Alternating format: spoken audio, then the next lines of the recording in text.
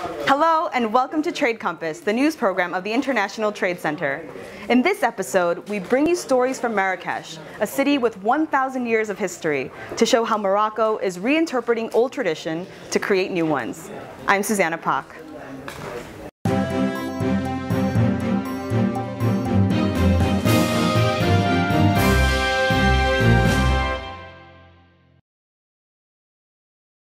You might say Marrakesh is two cities in one, Old Town and New Town. Within the walls of Old Town, you'll find 25,000 shops, winding roads, and the Bahia Palace. But outside these walls, there are new developments that are happening. Morocco is adapting to changing times while striking a balance between the old and the new, the traditional and the modern.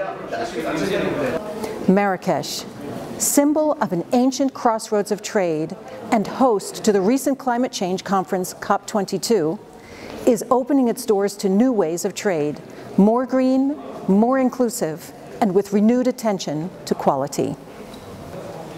We are promoting the free trade agreements, we are promoting the free trades between countries, the new global economy, with a fair and a balanced and inclusive economy with the protection of the environment, which is very important for us. As a regional green energy leader, Morocco expects to get more than half of its energy from renewable sources by 2030. It is building one of the world's largest solar plants on the edge of the Sahara Desert. It has banned the use of plastic bags, and its auto factories produce zero carbon emissions. By making open, green, and socially responsible policies a priority, the government is setting the scene for sustainable growth. Argan oil is known and used all around the world, but it's produced only here in Morocco. Let's visit a company that produces argan oil as well as other essential oils in a natural, environment-friendly way at the highest quality standards. Le Maroc, c'est quelques 4200 plantes aromatiques et médicinales, avec une richesse au niveau des plantes endémiques. L'arganeraie, ça représente 800 000 hectares quand même au sud-ouest du Maroc. Les agriculteurs avec qui on travaille, ils savent très bien que nous avons besoin d'une plante non traitée par ces pesticides.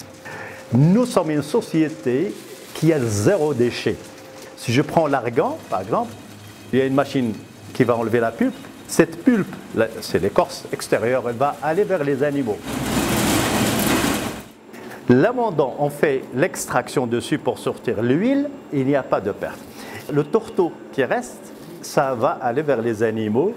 Dans le process, aucun solvant chimique. On conserve parce qu'on utilise beaucoup l'huile d'argan, et c'est un très bon antioxydant. Et les huiles essentielles aussi sont des très bons conservateurs.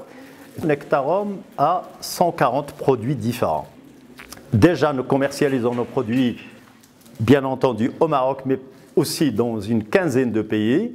Le Japon, les Émirats, Qatar, le Bahreïn, la France, la Suisse, l'Allemagne, l'Italie, l'Ukraine, l'Azerbaïdjan, etc.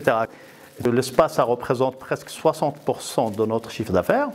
Nous arrivons avec non seulement que les produits, mais aussi avec le conseil. Et le conseil, il est fondamental. Et donc, nous devons respecter la biologie de la peau. Ça veut dire quoi? Ça veut dire utiliser un produit A avant le produit B, B avant C. Donc, il y a une harmonie, une façon de faire. Nous produisons cette huile-là et elle est certifiée biologique par EcoCert.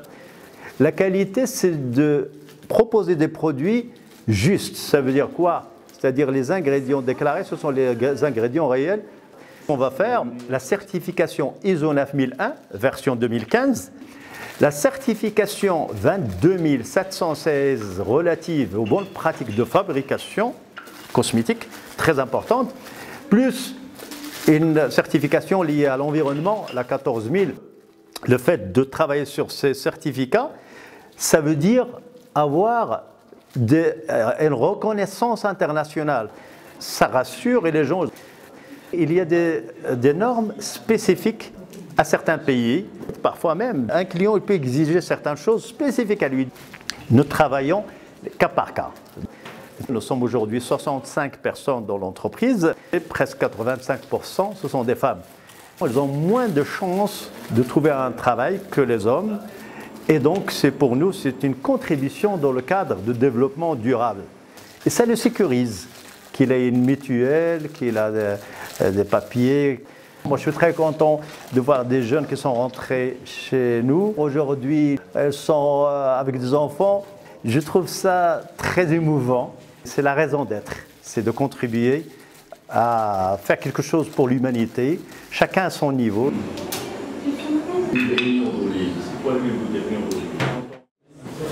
The ancient art of candle making is being remolded by contemporary design.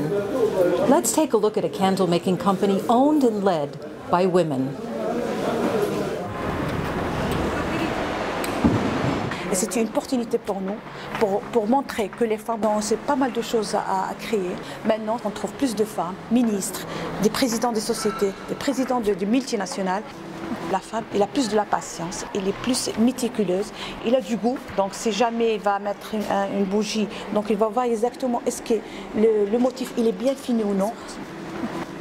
On a 80% de femmes et 20% d'hommes. Il y a des hommes aussi qui font la menuiserie, la ferronnerie, le laser. L'artisanat marocain restera toujours présente dans le monde. Juste pour développer un petit peu le côté artisanal de la bougie. La plupart des choses, on achète de l'Europe pour être aux normes européennes. On achète la paraffine et les ISO, on achète la mèche, le pastier, tout est de l'Europe. Et tout est certifié que sont aux normes européennes. La fabrication, elle est faite ici chez nous. Donc on a les filles qui vont faire des photophores, remplir des verres, faire tout. Le design, en fait, au début, c'était orienté surtout sur des designs marocains. Et vu les salons qu'on fait à l'export, à l'étranger, vu la demande, on a essayé de rajouter une touche de modernité qui fait un peu équilibrer tout le choix.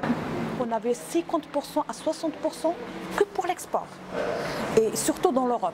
Les partis cherchaient d'autres marchés, vers les États-Unis, vers le Moyen-Orient. J'ai eu la chance de voir le président de Côte d'Ivoire qui voulait faire nos bougies à Côte d'Ivoire. Et merci pour notre roi qui a fait cette opportunité de nous ouvrir l'Afrique. On va faire travailler plus de femmes, ça veut dire plus de sécurité pour les femmes dans le besoin.